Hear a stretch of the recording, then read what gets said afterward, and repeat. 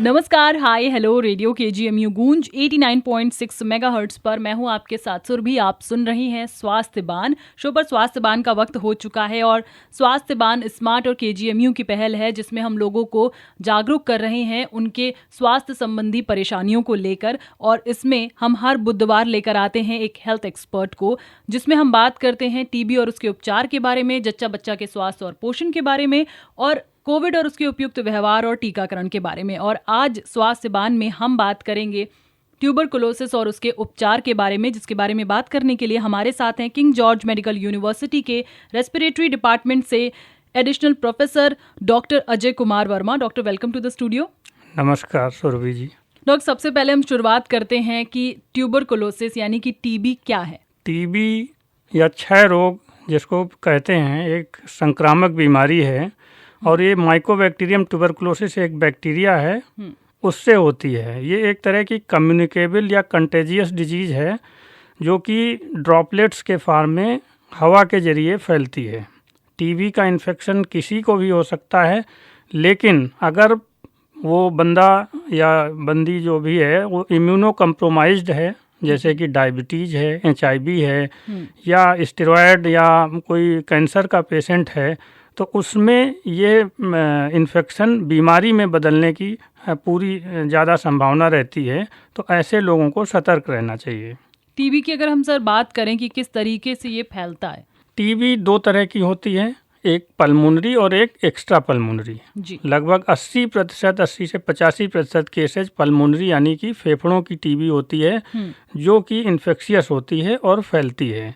दूसरी जो 15 से 20% टीबी एक्स्ट्रा पल्मोनरी, जो कि शरीर के अन्य अंगों को प्रभावित करती है, जैसे कि ब्रेन को, बोन्स को, स्पाइन को, या फिर हम कहें कि बच्चेदानी की टीबी है, ये इन्फेक्शियस नहीं होती है। तो जो हवा के जरिए जो फैलती है वो फेफड़े की टीबी यानी कि पल्मोनरी ट्यूबरकुलोसिस इन्फेक्शियस होती है, जो मतलब खांसने और छींकने से खांसने से, छींकने से, बात करने से। तो ऐसे एयरबॉर्न इन्फेक्शन जैसे कोविड का इन्फेक्शन है, उसी तरह ये भी फैलती है। ओके। अच्छा डॉक्टर साहब, अगर हम आपने एक्स्ट्रा इसकी बताई है जो फेफड़ों से अलग हटके बॉडी के दूसरे अंगों में होती है, बोन्स की होती है, स्पाइन वाली आपने बताई, तो ये जो टीबी होती है ये किस तरीके से इंसान के शरीर में पनपती है? इस तरह की टीबी में अमूमन उसी अंग के लक्षण मिल सकते हैं, जैसे कि अगर ब्रेन की है तो सिर दर्द हो सकता है, बोन में, हड्डियों में दर्द हो सकता है, शरीर में कमजोरी हो सकती है। शरीर के किसी भी अंग को टीबी प्रभावित कर सकती है, जैसे कि महिलाओं में अगर फैलोपियन ट्यूब या यूट्रस की टीबी है तो उनमें बांझपन भी देखा गया है। तो प्रॉपर हमको डायग्नोसिस बनाने के लिए हमको परामर्श लेना चाहिए उचित चिकित्सक से, और प्रॉपर ट्रीटमेंट इसका उपलब्ध है।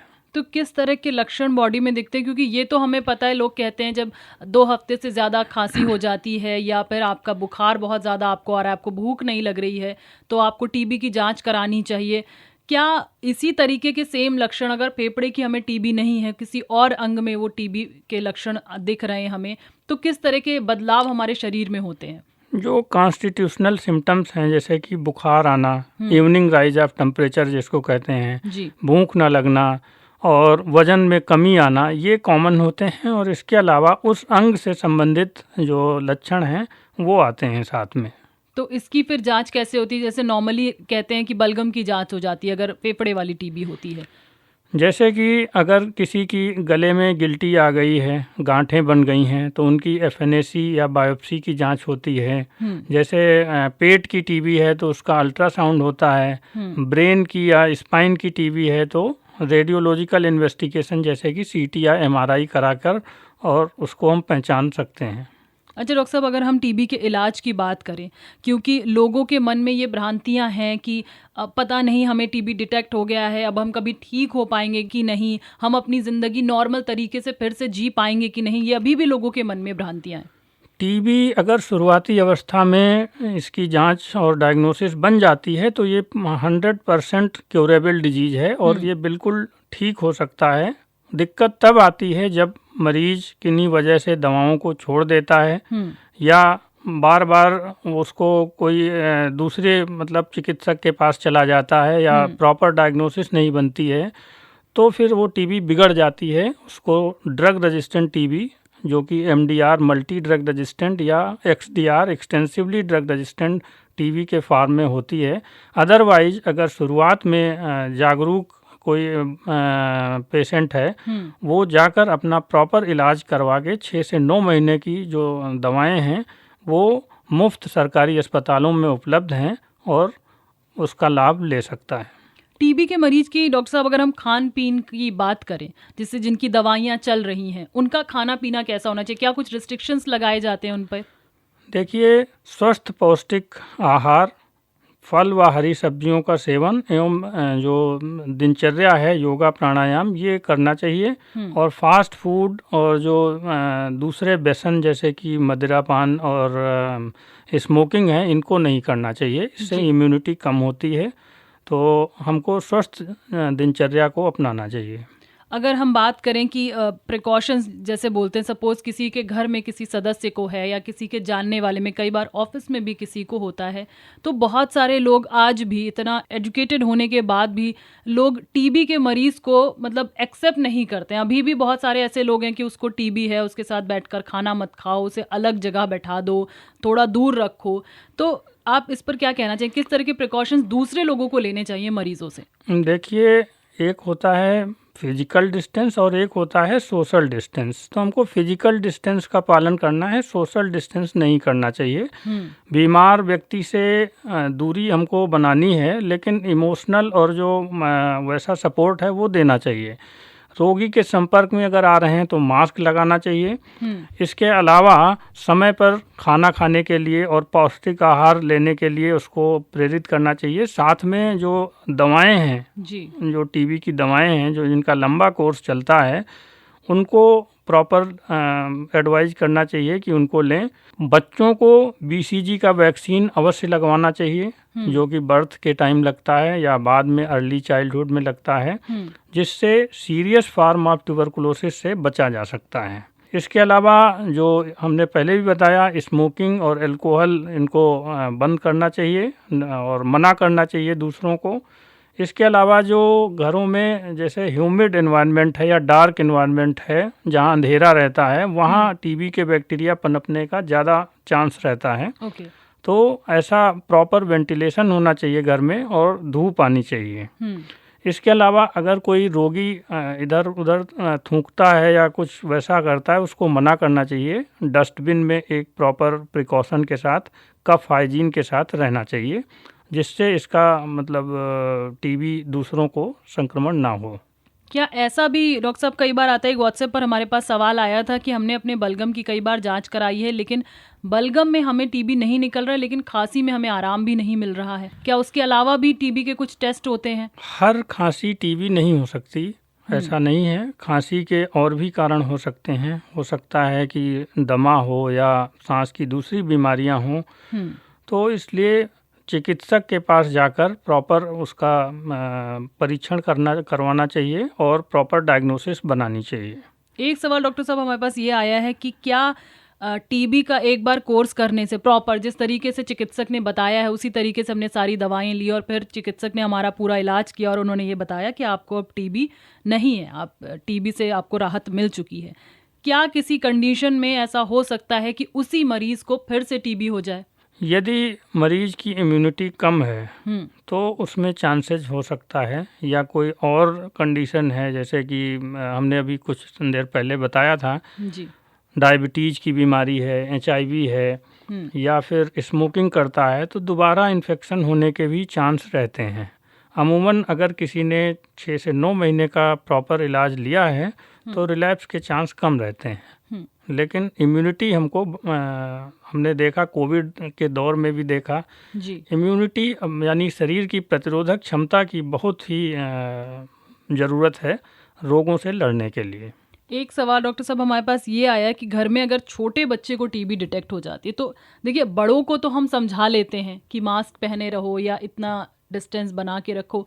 बच्चे तो जब खेल में आ जाते हैं या उन्हीं के घर में कोई छोटा भाई बहन है उनका, उनके साथ उनका रहना होता है, तो पेरेंट्स का सवाल यहाँ पर आया कि उस टाइम पर हम बच्चे को किस तरीके से सपोर्ट करें और कैसे अपने घर के दूसरे छोटे बच्चों को बचा कर रखें।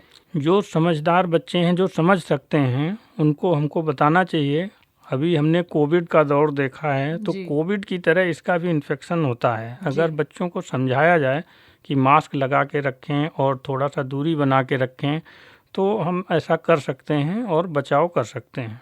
और उचित न्यूट्रिशन, पोषण के साथ बच्चों की इम्यूनिटी कर सकते हैं, इम्प्रूव कर सकते हैं। और फास्ट फूड और जो जंक फूड है उसको अवॉइड करके भी इम्यूनिटी इम्प्रूव हो सकती है। सरकार की तरफ से अगर हम डॉक्टर साहब बात करें, जैसे कि आपने बताया कि सरकारी जो अस्पताल हैं, जगह चिकित्सा केंद्र हैं, वहाँ पर मुफ्त में टीबी को लेकर दवाइयाँ दी जाती हैं, क्या इसके अलावा भी सरकार की तरफ से कुछ प्रोग्राम्स चल रहे हैं टीबी को लेकर? सरकार ने एक निक्षय पोषण योजना भी शुरू की है। इसमें जो टीबी के रोगी हैं उनको उनके प्रॉपर पोषण न्यूट्रिशन के लिए 500 रुपये प्रतिमाह भत्ता भी मिलता है जब तक ट्रीटमेंट चलता है।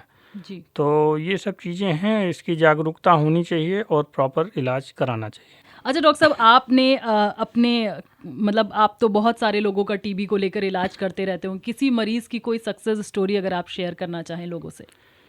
हमारे बीच में कुछ मरीज़ ऐसे आते हैं जो बहुत ही जागरूक होते हैं। तो ऐसे ही कुछ मरीज़ हैं जो टीबी चैम्पियन जिनको हम कहते हैं, और उन्होंने न केवल अपने को ठीक किया बल्कि समाज में जागरूकता फैलाई, टीबी से जो जुड़ी हुई भ्रांतियां हैं उनको दूर किया। और जो छोटे बच्चे हैं स्कूलों में भी उन्होंने इस चीज़ को प्रेरित किया कि ये एक इन्फेक्शियस डिजीज़ है, कंटेजियस डिजीज़ है, तो इससे कैसे बचा जाए। तो ऐसे मरीज़ हमको आगे लाना चाहिए मरीजों को, और इनको हमको समाज को बताने के लिए प्रेरित करना चाहिए, जिससे कि इस बीमारी से बचाव किया जा सके। अच्छा, आपको लगता है डॉक्टर साहब कि अब आज की डेट में जो स्कूल्स हैं या जो कॉलेजेस हैं, यहाँ तक कि मुझे ऐसा लगता है कि जो हमारे ऑफिसेज हैं वहाँ पर भी इस तरह के कुछ सेमिनार्स होने चाहिए लोगों को जागरूक करने के लिए? बिल्कुल, अवेयरनेस किसी भी बीमारी या किसी भी कुरीति या किसी भी सामाजिक बुराई से लड़ने के लिए बहुत ही ज़रूरी माध्यम है।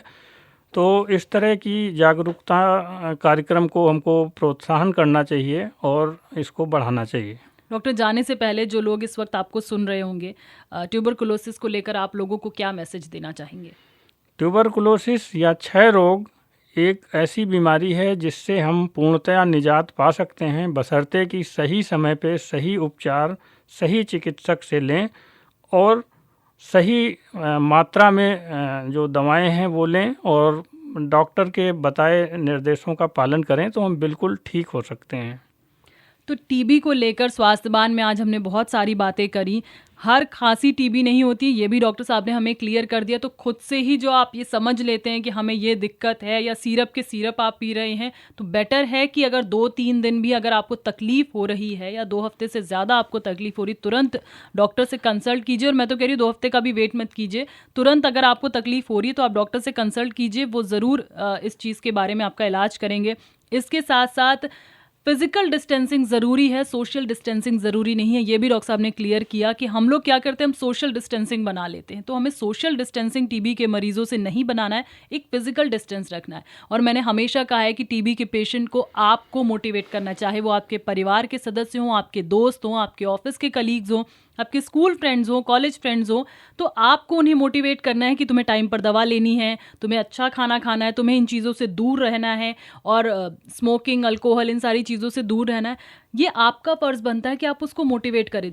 जिस दिन आप मोटिवेट करना शुरू कर देंगे, मुझे नहीं लगता कि इंसान को खुद भी अंदर से ये लगेगा कि हमें दवाई खानी है, हम सबके सामने कैसे खाएं। बहुत सारे ऐसे लोग होते हैं जो दवाइयाँ छुप कर खाते हैं। तो इन सब चीज़ों के लिए आपको मोटिवेट करना है। एक इमोशनल सपोर्ट हर पेशेंट को चाहिए होता है, उसी तरीके से टीबी पेशेंट को भी चाहिए होता है। अगर आप उसको इमोशनली स्ट्रॉन्ग बनाएंगे ना, तो वो धीरे धीरे टीबी से बहुत जल्दी लड़ेगा, और अगर टीबी हारेगा तभी देश जीतेगा। और वैसे भी हम सब चाह रहे हैं कि जल्दी से जल्दी भारत जो है वो टीबी मुक्त हो जाए। तो हम सबके सहयोग से, हम सबकी जागरूकता से ये ज़रूर सफल होगा। Thank you so much doctor, अपना प्रीशियस टाइम देने के लिए। Thank you. डॉक्टर की बातों का ध्यान रखिएगा। अगर आपके मन में कोई सवाल है तो 8887019138 पर हमें व्हाट्सएप जरूर कीजिएगा। स्वास्थ्य बान में हम फिर से हाजिर होंगे किसी और हेल्थ एक्सपर्ट्स के साथ। तब तक के लिए स्मार्ट और केजीएमयू की इस पहल स्वास्थ्य बान में हम आपसे विदा लेते हैं। आप सुनते रहिए रेडियो केजीएमयू गूंज 89.6 मेगाहर्ट्ज।